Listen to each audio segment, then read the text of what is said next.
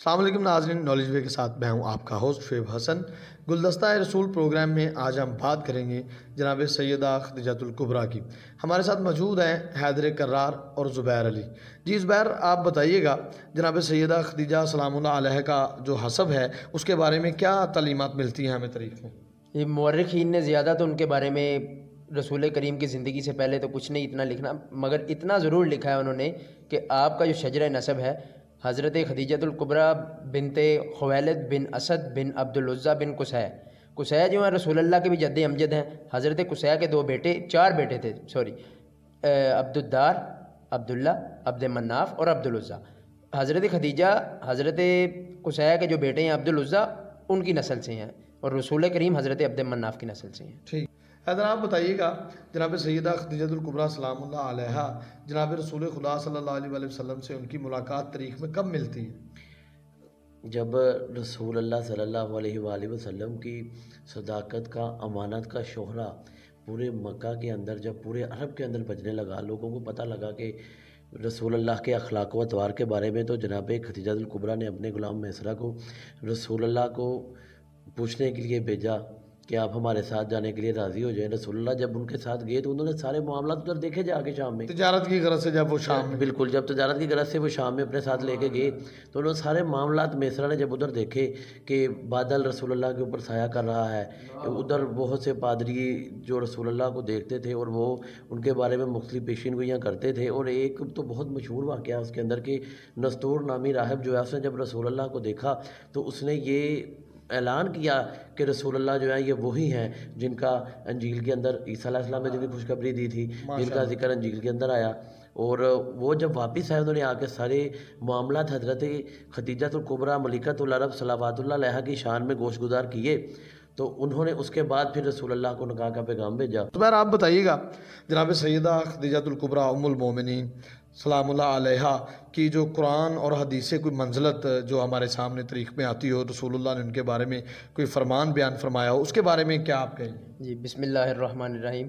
قرآن مجید میں پارہ نمبر 30 کے اندر جو ہے ایک سورہ ضحیٰ، اس کی جو آیت ہے وَوَجَدَكَ عَائِلًا فَأَغْنَىٰ، پروردگار عالم نے یہ حضرت خدیجۃ الکبریٰ صلوات اللہ علیہ کی شان میں نازل کی ہے ماشاءاللہ کہ رسول کریم محمد مصطفیٰ صلی اللہ علیہ وآلہ وسلم کا جو دین اسلام تھا اس کے لیے سارے کا سارا مال جو صرف کیا انہوں نے خرچ کیا، جناب خدیجہ کی یہ ساری دولت تھی کہ جس سے اسلام پلا بڑھا ہے۔ اور اس کے بعد رسول اللہ نے کافی احادیث کے اندر آپ کی شان و منزلت بیان کی ہے، مگر یہاں پہ میں ایک حدیث شامل کرتا چلوں کہ حضرت جابر بن عبداللہ انصاری رضی اللہ تعالیٰ عنہ نے یہ روایت کی ہے، صحیح بخاری اور مسلم کے اندر بھی یہ موجود ہے کہ حضور نے فرمایا کہ دنیا کی 4 عورتیں سارے عالم سے افضل ہیں، تمام عالمین سے افضل ہیں۔ ان میں سب سے پہلے جناب خدیجۃ الکبریٰ سلام اللہ علیہ ہیں، ان میں نام آ رہا ہے، ان میں جناب فاطمۃ الزہرا سلام اللہ علیہ کا نام ہے، جناب مریم بنت عمران جو جناب عیسیٰ کی والدہ ہیں، اور وہ عورت کہ جو فرعون کی بیوی ہے مگر اللہ کے پاس اس کا کیا مقام و منزلت ہے، حضرت آسیہ بنت مزاحم۔ اس کے اندر بھی یہ 4 خواتین کے اندر بھی اولوالعزم عورت ہونے کا شرف جناب خدیجہ کو حاصل ہے۔ ماشاءاللہ۔ جی حیدر آپ بتائیے گا جناب سیدہ خدیجۃ الکبریٰ سلام اللہ علیہ کی اسلام میں جو کنٹریبیوشن ہے، ان کی جو خدمات ہیں جس کو اسلام فراموش نہیں کر سکتا، اس کے بارے میں آپ کیا کہیں؟ حضرت خدیجۃ الکبریٰ صلوات اللہ علیہ جو ہے ان کی وہ محسنہ اسلام ہے۔ ان کا اسلام کے اندر رسول اللہ نے فرمایا جناب خدیجہ کے بارے میں کہ جب مجھے لوگ جھٹلا رہے تھے تو خدیجہ نے میرا ساتھ دیا۔ رسول اللہ فرماتے ہیں کہ جب مجھے لوگوں نے جھٹلایا تو خدیجہ نے مجھے حق جانا، اور باہر سے رسول اللہ کو اتنی مزاحمتوں کا سامنا تھا، جناب خدیجہ نے رسول اللہ کے اوپر سب سے پہلے ایمان لے آئی گھر سے، اور جناب خدیجہ صلوات اللہ کی زندگی میں آپ رسول اللہ ان کی رسول اللہ کے ساتھ اٹیچمنٹ دیکھیں، رسول اللہ نے ان کی زندگی میں کوئی دوسری شادی نہیں کی، اور سب سے زیادہ عرصہ جناب سیدہ خدیجہ الکبریٰ صلوات اللہ علیہ کے ساتھ گزرا ہے۔ اور رسول اللہ ان کی وفات کے بعد ان کی سہیلیوں کو تحفے تحائف بھیجا کرتے تھے، اور یہ رسول اللہ نے جناب خدیجہ الکبریٰ صلوات اللہ علیہ سے بعد میں بھی اظہار جاری رکھا۔ رسول اللہ نے جناب خدیجہ الکبریٰ صلوات اللہ علیہ کو جو ہے ان کی زندگی میں ہی جو ہے وہ بہت ساری نویدیں اور بشارتیں سنائیں۔ ماشاءاللہ۔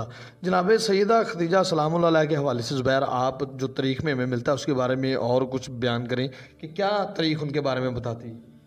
تاریخ کے اندر تو بہت کچھ موجود ہے کہ جناب خدیجہ کا احسان جو اسلام کے اوپر ہے کہ انہوں نے کہاں کہاں صحبتیں برداشت کی ہیں، آپ دیکھ سکتے ہیں شیب ابی طالب کا واقعہ بھی سب کے سامنے ہے کہ 3 سال تک بڑا کٹھن دور تھا وہ جناب رسول خدا کی زندگی بے شک ایسے ہی ہے. بنی ہاشم کا قبیلے کا پورے قریش کے جو مشرکین تھے انہوں نے بائیکاٹ کر دیا، اور اس موقع پہ بھی آپ ساتھ ہیں، ان کے ساتھ رہیں، 3 برس تک وہاں پہ محصور رہیں، پتے کھانے پہ مجبور رہیں، مگر انہوں نے رسول اللہ کا دامن نہیں چھوڑا.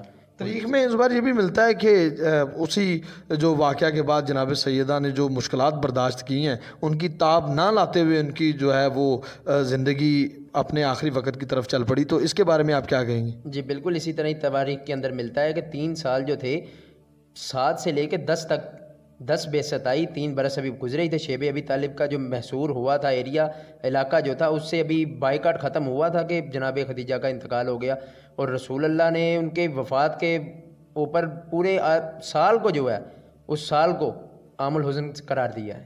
اگر آپ بتائیے گا جناب سیدہ خدیجہ سلام اللہ علیہ کا مدفون کس جگہ پر ہے؟ جناب خدیجہ الکبریٰ کی جو قبر اطہر ہے وہ مکہ المکرمہ میں ہے، کیونکہ ہجرت سے پہلے جناب خدیجہ الکبریٰ صلوات اللہ علیہا جو ہے دنیا سے رحلت کر گئیں، اور جنت المالا کے اندر جو ہے سیدہ خدیجہ الکبریٰ صلوات اللہ علیہا کی جو ہے وہ قبر مبارک ہے. رسول اللہ کے جو مکہ کے اندر جیسے جناب ابو طالب نے وفات پائی وہاں پہ ان کی قبر مبارک اس سے پہلے جو تھے ان کی ادھر ہی تھی. مدینہ میں جب ہجرت کی تو وہاں پہ پھر بقیوں کے اندر سارا معاملہ شروع ہوا. چند الفاظ سیدہ کی شان ہے. جی بسم اللہ. جی ادر یہ آپ خود لکھتے ہیں اشعار اپنے؟ جی یہ بس تھوڑا سا جو ہے کیا کہتے ہیں ان کی عطاؤں کا نتیجہ ہے کہ کوئی تھوڑے سے الفاظ جو ہیں وہ ہماری زبان سے بھی بخشش کا ذریعہ بن جائے. ماشاءاللہ. جی ادر بیان کریے. اسلام کے اوپر ہو گیا احسان ختیجہ کا. ماشاءاللہ.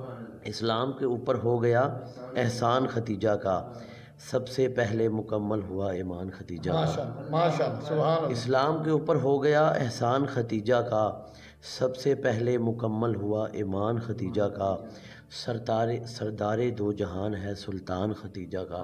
ماشاءاللہ. سردار دو جہان ہے سلطان ختیجہ کا، سرمایہ داروں پر گراں گزرا اعلان ختیجہ کا. سرمایہ داروں پر گراں گزرا اعلان ختیجہ کا، طیب و طاہر مال تھا زوج رسول کا.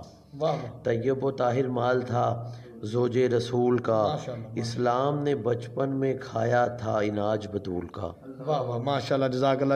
جی ناظرین آپ نے سنا جناب سیدہ خدیجہ سلام اللہ علیہا جو ام المومنین ہیں، جناب رسول خدا صلی اللہ علیہ وآلہ وسلم کی پہلی زوجہ ہیں. ان کی مختصر سے حالات ہم نے بیان کرنے کی کوشش کی ہے. ناظرین ضرورت اس امر کی ہے کہ ہم اپنے بچوں کو اسپیشلی بچیوں کو جناب سیدہ خدیجہ الکبریٰ سلام اللہ علیہا کی زندگی سے روشناس کروائیں اور ان کو بتائیں کہ جناب سیدہ خدیجہ الکبریٰ سلام اللہ علیہا نے اپنے خاوند یعنی رسول اللہ حضرت محمد مصطفیٰ صلی اللہ علیہ وآلہ وسلم کا کس طرح مشکلات میں بھی ساتھ نہیں چھوڑا. ہر مشکل حالات میں انہوں نے رسول اللہ کا ساتھ دیا.